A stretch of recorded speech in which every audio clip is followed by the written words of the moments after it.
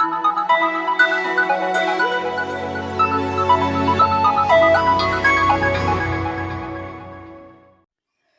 friends, I am going to dictate you the dictation from GDBIST volume 4 at the speed of 110 WPM. So be ready. 5 seconds.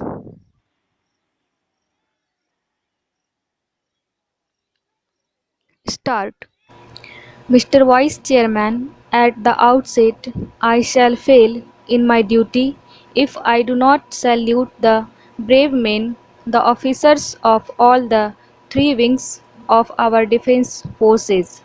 At the same time, I would also compliment the scientists and other workers who are working in the research and development department, in ordnance factories, and in public sector undertakings under the Ministry of Defense for the good work they have done in the recent years.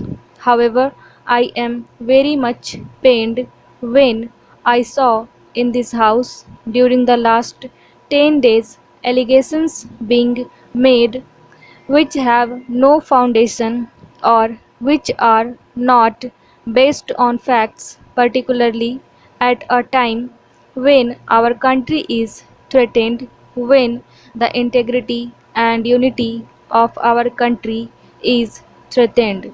Sir, our Prime Minister has two assets: a clean image with which he wants to wipe out corruption from different spheres of activities. He wants to wipe out the tears of the poorer people by implementing programs which will benefit poorer sections of this country. Our integrity and unity is challenged. Pakistan is given massive aid by USA and other countries. Never in the history of Pakistan were arms given to it, so much aid given to it, but the rate at which it is being done now. Pakistan is bent upon taking revenge for all the past 3 years, and with Pakistan was humiliated by this country. Sir, USA is interested in weakening this country for the reason that this country wants to stand on its own legs. In regard to our foreign policy, our defense policy, this country has decided that it will do whatever it feels correct in the interests of the world, in the interests of the country.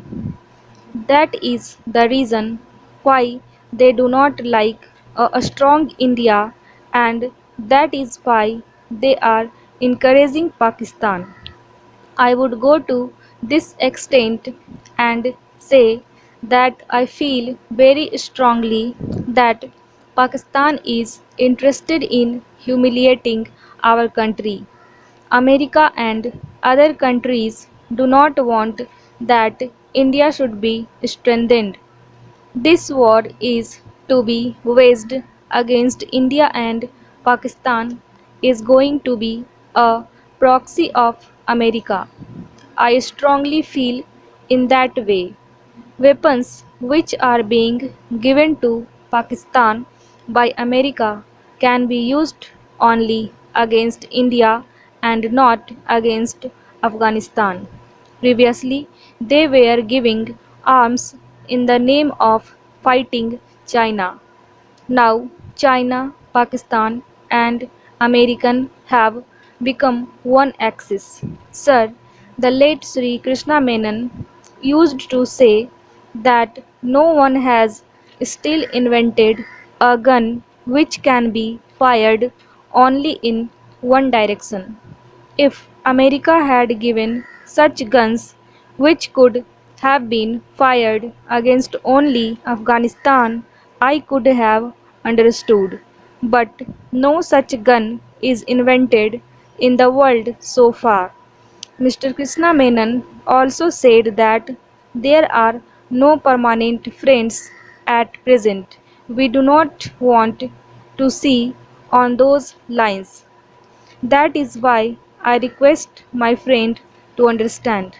Sir, many times when this question of parity between Pakistan and India is considered, people think that India has only to look to the western border.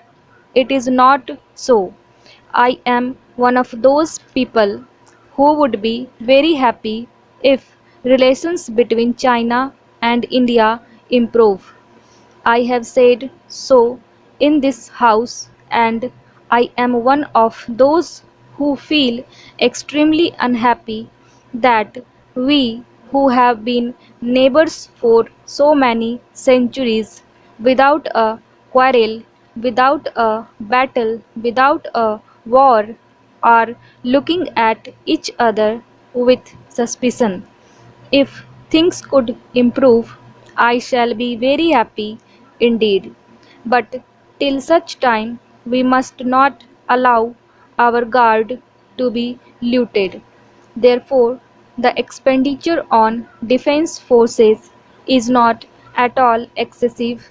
It is not more than what is absolutely necessary. What I find is that we are not giving enough attention to our Navy. Even in the appropriation bill, which is before us, we find that somehow expenditure on Navy is insignificant. I do not know why the government is taking this attitude.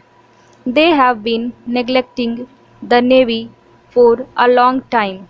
My friend just now has tried to draw the attention of the House to the fact that some of our vessels have become outdated.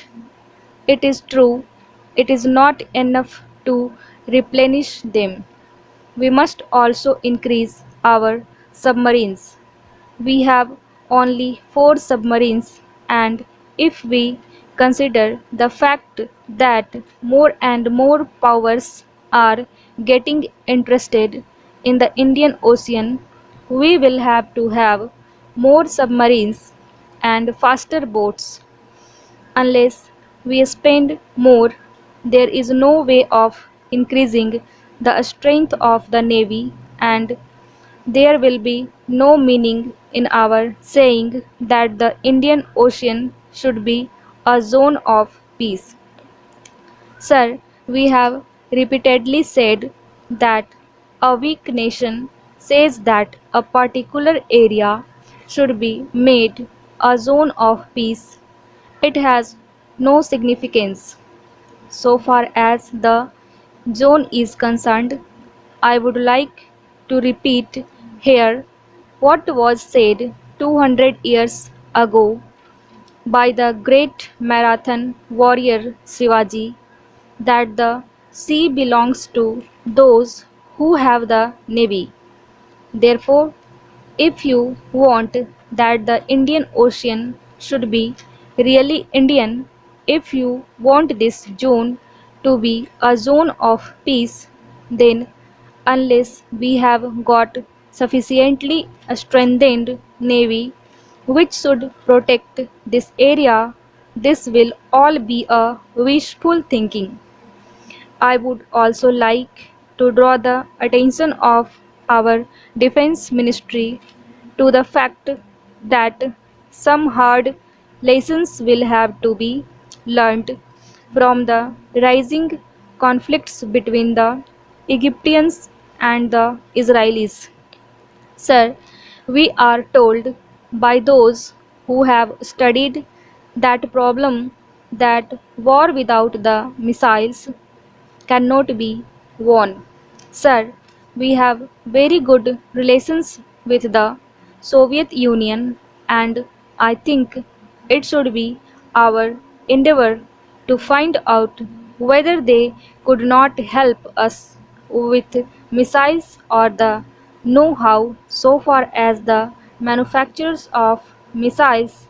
is concerned in our own defense establishments.